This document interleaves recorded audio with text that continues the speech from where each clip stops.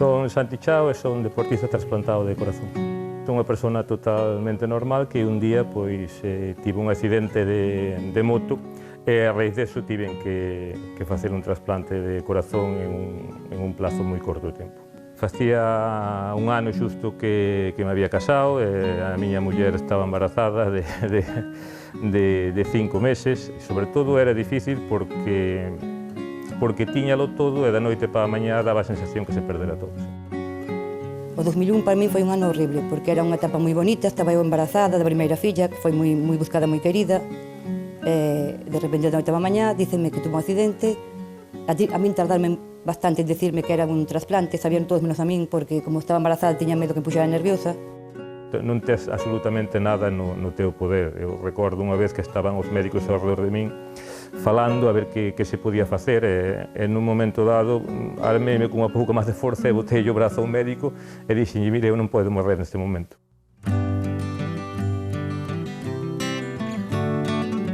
Para calquer trasplantado, pero máis para os cardíacos, necesitamos mover o corazón. O corazón empátase todo, pero os nervios non. Eu centrei a vida na familia, mas no deporte. Son dúas cousas fundamentales para mí. Últimamente deume por cambiar un pouco e empecé a andar máis a pé e un pouco menos en bicicleta. Sempre tuve en gana de facer un 3.000 metros e ao final saliron 8 cumios de máis de 3.000 metros en menos de 48 horas. Para alguén que non podía subir 3 escaleiras, facer isto é espectacular. Incluso volvín a montarme nunha moto. Na moto é no único sitio no que noto que non estou trasplantado. Sí que me costaba, cando salía na bici ou cando salía na moto e tal, pasaba moi mal. Estaba moi mal, escoitaba unha ambulancia de lexos e xa pensaba que era el. A xente ao mellor non entende porque naide pensa pasar unha situación como pasei eu. Pero desde que a pasas e te ves nesa situación, despois o que podes facer ten muchísimo máis valor.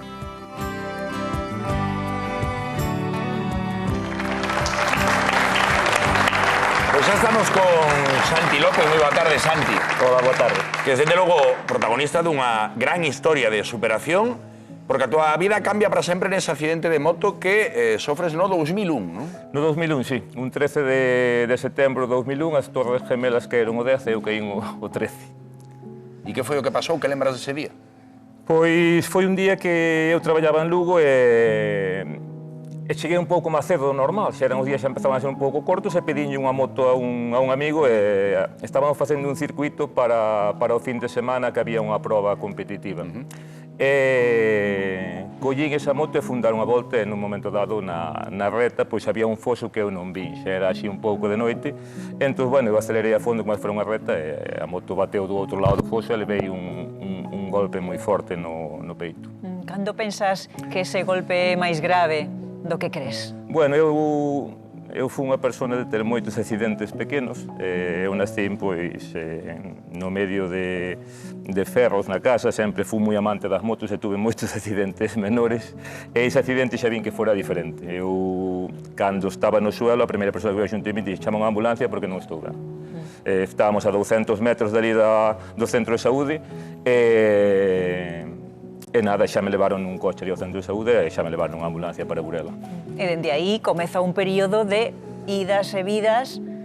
Sí, aí foron momentos moi duros porque en principio parecía que non pasaba nada, parecía que eu quedei en observación. De feito, a primeira noite, hasta que ao día seguinte pola mañá eu non rompi nada, nin costilla, nin externo, nin nada, hasta que ao día seguinte pola mañá fixos un electro e inmediatamente eu pasei para a UCI. Pero eu non sabía moi ben o que estaba pasando. A mí non me informaron naquel momento de nada, pero, sin embargo, o cardiólogo a familia xa llo dixo, oye, este chico está moi mal.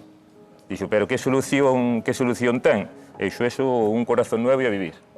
Pero, bueno, eu de que non sabía nada de momento. Claro, ou seja, que a única solución que vían era que foses trasplantado, e aí hai un período, non sei o que dura, pero por lo que víamos antes, además nun período da vida moi especial, porque ia ser pai. Sí, a miña muller estaba embarazada de 5 meses, habíamos casado facía un ano, eu tiña un traballo moi bondo que había estudiado, eu era capataz forestal, traballaba deso, e bueno, todo se veu abaixo pois nun momento.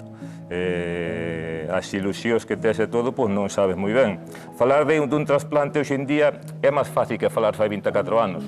Claro. Hai que ver que o programa de trasplantes de Coruña había empezado, o mellor facía 5 ou 6 anos solo. Entonces, bueno, pouco menos falar a min dun trasplante con 29 anos era como a decirche que iba a morrer. Sí, porque ademais dixéronche nun momento determinado que podías vivir 10 minutos. Eu non me chegaron a decir así, pero bueno, isto, desde o momento do accidente hasta o trasplante, pues pasaron como 3 meses, no que todo foi degenerando moi rápido.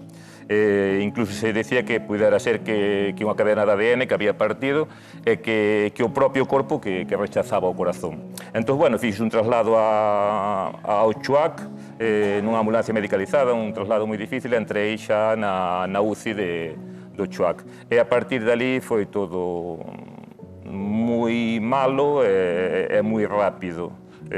Por que moi malo e moi rápido? Bueno, eu tiña como unhas taquicardias de 200 pulsacións, ou por aí, que non eran taquicardias porque o corazón estaba tan débil que en vez de ser pulsacións vibraba. Entonces, bueno, quedaba sin sentido, houve que desfibrilarno coas planchas un par de veces. Era unha situación moi dura, eu ao final estaba non sedado, pero estaba xa como medio ido. O que lle dixeron á familia que a esperanza de vida pues, rondaba entre os 10 minutos e os 2 días. Que duro debeu de ser para a túa muller embarazada, Raquel, témola no público, que duro debeu ser para ela a piques de dar vida a unha nova criatura e sentindo que a túa vida se esfumaba. Sí, era unha cousa moi traumática, era unha historia moi conocida no hospital porque ela iba cunha barriga moi grande polos pasillos e bueno, os médicos ao final tamén son seres humanos. Eu acordome de atoparme con médicos xa despois de trasplantado no ascensor con eles e dicir que nos fixeche pasar uns días que non dormíamos de noite pola situación. Os médicos mismos, sí. Eu non me acordaba deles, de moitos, claro, ali apareceu moita xente.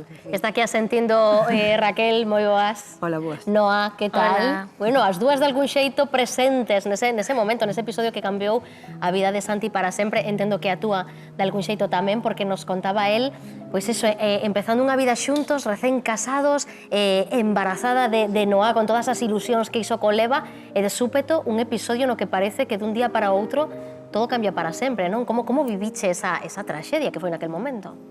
Mal, moi mal.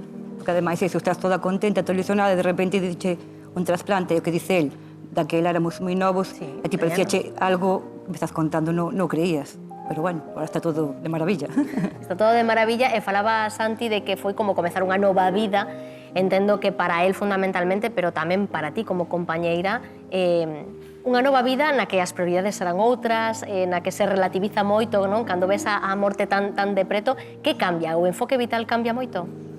Eu creo que cambiou máis para él. A súa forma de ver o seu futuro, a súa vida, cambiou moito máis para él que para min. Ele centrouse máis en eso, en poder vivir, poder disfrutar, claro, normal. Ao final, que padece todo este cambio foi él. Bueno, deixar un legado maravilloso, non? Pois intentando que o seu exemplo siga para que outras persoas coñezan as bondades da xenerosidade inmensa que está dentro da doación de órganos. Entendo, Noa, que para ti pois unha lección de vida que está dando o teu papá tamén, non? Sí, para mí, para todo o mundo en xeral, é unha lección de vida moi importante. Pois aquí están muller e filla, Raquel e Noa, escoitando atentamente esta historia case como se fose a primeira vez, pois con moita emoción, como estamos todos, porque a historia de Santi, dende logo, que é un exemplo de vida para todos, compañeiros. Pois imos falar dese momento do cambio, cando xa es trasplantado, expertas, e como te sintes? Eu sempre conto isto porque é unha cousa que é moi curioso. Tú estás prácticamente morrendo e tú ves que estás morrendo, que é dicir que non tes vida para nada. Eso que eu estaba consciente, non estaba con respiradores ni nada, pero vi que estaba morrendo. E si pasaron preto de 4 ou 5 horas, cando me despertaron a primeira vez, pois xa me notaba diferente. O meu trasplante foi de noite, foi ás 12 da noite ou por aí. Pola mañá, ás 8 da mañá, xa me despertaron e todo había cambiado xa. Eu quería que me quitaran xa o respirador, o único que facía así, foron baixando a máquina e ás 11 da mañá quitaron o respirador e a unha da tarde estaba comendo. A unha da tarde estabas comendo? A unha da tarde estaba comendo, sí. Sí. Sí, estaba comendo, además estaba comendo que tiña gana de comer e que me notaba que estaba conectado a 50.000 cables, a 50.000 tubos, pero que estaba vivo, que decir, que todo había cambiado xa, que podía respirar e que era outra cousa. Claro, chama a atención o que dis, que tiñas a sensación de que estabas morrendo e que de repente, poucas horas despois, que estabas vivo, que tiñas esa sensación. Sí. Grazas a unha familia que perdeu un ser querido e decidiu doar, non? Bueno, aquí hai un factor de solidaridade que é o que fai que todo isto seña posible. Solidaridade e empatía. O meu caso non é diferente de moitos outros trasplantados. Nin é o diferente de naide dos que estamos aquí. A calquera lle pode pasar isto. Eu, de feito, estuve nunha situación que podía ser un donante ou podía ser un receptor. Na vida, todos estamos un pouco nesa situación. E máis, temos moitas posibilidades de ser receptores que non donantes. Hai un porcentaxe moi grande de... cada ano pois, entra na lista de espera de trasplantes sobre 5.000 personas e naturalmente fan falta donantes. Cada persona que decide non donar pois son 5 ou 6 vidas que se perden a parte do propio donante que non se vai recuperar. Dende o trasplante, sentes que latexa outra persoa dentro de ti? Foi unha pregunta que xa me fixeron e eu xa dixen que non noto eso, o que sinto é... Pero ti és outra persoa de algún xeito? Sí, sí que son outra persoa, sí. Aprecias moito máis a vida e eso sí é verdad. Non pasa só co trasplante, pasa cando superas unha enfermidade grave. Calquer persona que superou unha enfermidade grave, moitas veces un cáncer ou outra cousa, pois nota que ten gana de facer outras cousas e que daba a sensación como se estuvera medio perdendo a vida e que agora que quere recuperala. Bueno, a mí tamén me pasou eso, sí. Pois, Santi, temos unha mensaxe para ti. Fíxate nesta pantalla que temos aquí. Hola, pa. Eu tamén quería estar con vos neste día, solo para recordarche que te quero un montón, que estou moi orgullosa de todo o que faz e do que fixeche, e que, ainda que sea dende a distancia, que sempre vou estar con vos, como sei que vos tamén comigo, e que vos quero moito. Que bonita mensaxe que vemos a Santi emocionado e a filla pequena Amanda, non? Sí, é Amanda que está en Cádiz facendo este curso. Bueno, decideu ir para ala este ano, está ala de maravilla, en chanclas e camiseta. Sí, estáse moi ben ali. Sí, eu son unha persona moi friolera e cando antes ainda falamos con ela, digo, vou ter que ir para aí. Son o mellor premio, non? A mellor recompensa. Sí, está claro que sí.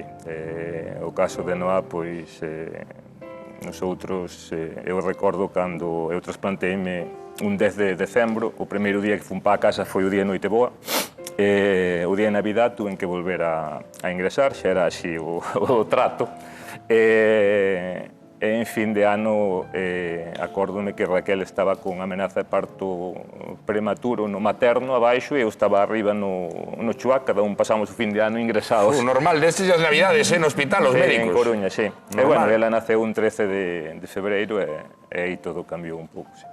Vaya situación, dende logo. Sí. As sorpresas non rematan aquí.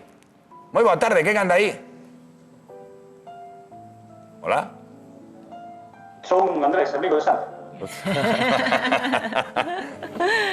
Moi boa tarde. Non sei, eu creo que sí. Moi boa tarde, Andrés, que vemos agora e é unha sorpresa para Santi, non contaba con isto. Quen é Andrés, Santi? Bueno, Andrés é un amigo e un compañeiro de moitas das cousas que fixen, destes retos que fago eu, que, bueno, facémolos porque nos gustan. Que fixeches moitas cousas, vounas ler, porque en bici máis de 1000 kilómetros entre Faro e Estaca de Bares, 26 portos de montaña nos Alpes, a ruta transalpina, 8 cumios de máis de 3000 metros nos Pirineos en menos de 48 horas. E seguro que se me escuecen moitos. Sí, levamos uns anos, a nosotros somos compañeiros de bicicleta, mas de montaña, e fixamos moitas cousas xuntos, entre delas, pois, todas esas.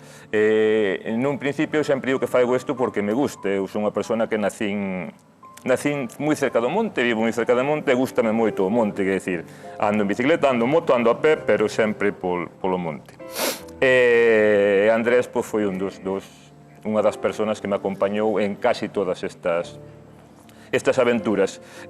A partir de aí, pois, tamén lles demos unha repercusión a todo isto, a este tipo de retos, porque, bueno, Porque é necesario, claro, concienciar. Unha inquietude entre a xente, incluso entre os medios, e axuda a concienciar, porque eu creo que alguén fixo isto pois antes que min, e por iso eu estou trasplantado. Claro. Andrés, non sei se queres dicirlle algo ao teu amigo e compañeiro de retos. Tamén dicirlle algo que non sepa é bastante complicado, non? Temos problemas. Cando promociona esta xente altruistamente, pois eu creo que dentro das administracións ou depende de quen sexa, do que sexa, pois deberán axudar un poquinho máis, que pouco se axuda a todo isto. Entonces, bueno, eso sí que sería bon. Aparte que, bueno, facerte donante, quer decir que non vale nada. Non vale nada e ganas moito. Porque hai que darse cuenta que calquera podemos ser santi. Entonces, nun momento da nosa vida podemos ser santi, e se hai xente que dona e se hai xente que favorece todo eso, pois, bueno, sería moi boa cousa.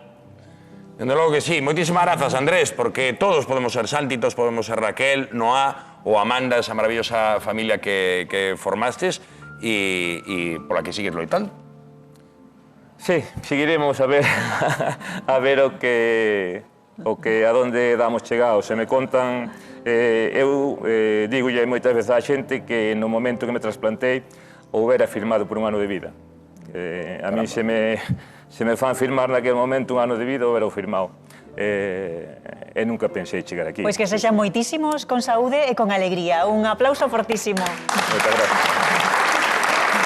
Gracias a ti, Santi.